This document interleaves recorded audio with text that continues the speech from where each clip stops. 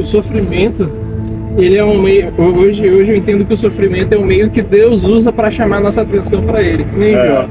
A gente fala tanto da história de Jó, tadinho de Jó, sofreu, mas Deus, ele permitiu o sofrimento. E sabe qual é a coisa mais linda que Jó ganha no final de toda a história dele? O pessoal fala que ele ganhou tudo em dobro, né? Mas não é isso. É uma frase que ele fala assim: antes eu só conhecia o Senhor de ouvir falar, mas agora meus olhos te veem, agora eu sei quem o Senhor é. E Deus... E sabe, o Jó, o pessoal fala que Jó não blasfemou, realmente, ele não blasfemou contra Deus, mas o bicho reclamou. E ele também era pecador, sabe? Ele pedia perdão pelo pecado até dos filhos, nesse sentido, quando começaram a ameaçá-lo, né? E ele pensando se foi algo que ele tinha feito, porque no passado realmente todos pecaram. Ele, não, mas não foi algo especificamente. Mas ele fala do Redentor, porque se ele tiver que pagar tudo na terra... Por exemplo, por que na Bíblia Jesus ele vai falar a condenação? Quando Paulo fala assim, o assassino, o mentiroso, o covarde...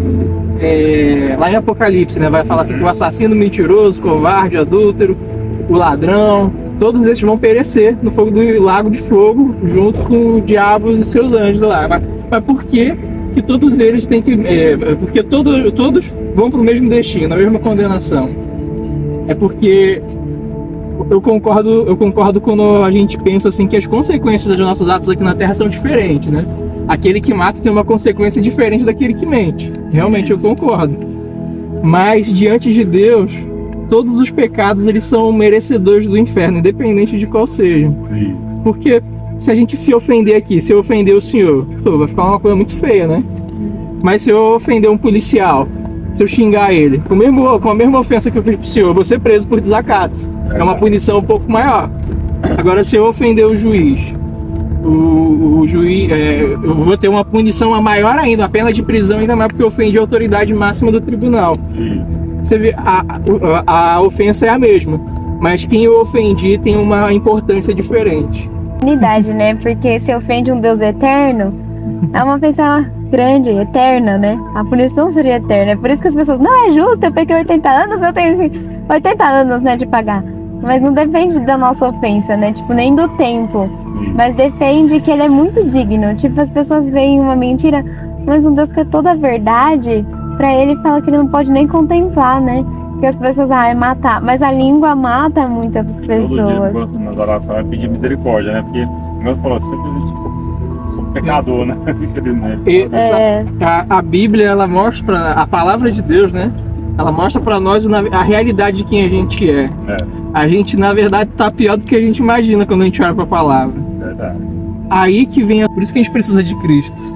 Se não precisasse, não fazia sentido Deus mandar Jesus pra cá pra poder pagar, morrer no nosso lugar pelos nossos pecados. Porque tem coisa que realmente a gente paga na terra porque são consequências da terra, né? Mas agora, esse peso, esse preço de uma eternidade, porque você pecou diante de Deus, que ele é eterno, ele foi pago. E tipo, não era, né, Jesus eternamente pagou, mas é porque Jesus era a mesma coisa. Ele era muito digno, sabe? Não tinha por que ele sofrer aquela justiça, a penalidade, né? A ira de... E é forte a ira de Deus. Eu fico, nossa, falar a palavra. A nossa ira é pecado. A ira de Deus é boa, sabe? Porque falou, é uma ira contra assassinato, estupro, mas tipo, contra a desobediência a pai e mãe, contra tudo que a gente já fez, sabe?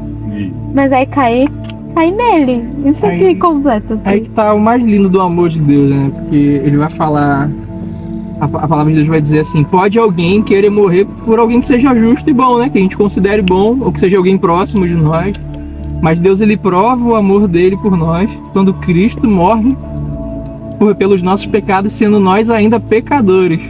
E aí que tá, quando a gente lê esse versículo, quando fala assim, sendo nós ainda pecadores, Paulo, ele tá falando justamente que ser pecador é justamente algo muito grande.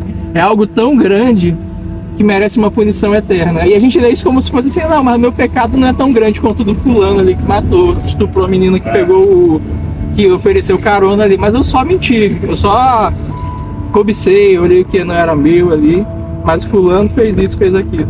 A gente tem a síndrome de Adão, né? Jogar a culpa pros outros, jogar a culpa pra Eva. Não, Deus, não foi a mulher que o Senhor me deu, não foi eu não. Mas ele concordou. Mas quando a gente olha para Cristo, reconhece que a gente é pecador e reconhece que a gente depende dele, Jesus ele mesmo fala assim: aquele que não confia na sua própria justiça, mas confia que Jesus, ele nos justifica diante de Deus, esse é justificado, esse é perdoado. É que nem o fariseu publicano, né? O fariseu chegava lá no templo, orando em voz alta, falando assim: Senhor, eu dou o dízimo de tudo, jejum 5 dias na semana. Quando ele me culpar, eu vou falar síndrome de Adão. Jejum 5 dias na semana. Tá vendo? Você mesmo. Aí não sou que nem esse publicano aí, pecador aí. Aí o publicano nem ousava olhar pro alto, assim, batendo no pé, falava assim: Senhor, tem misericórdia de mim que sou pecador.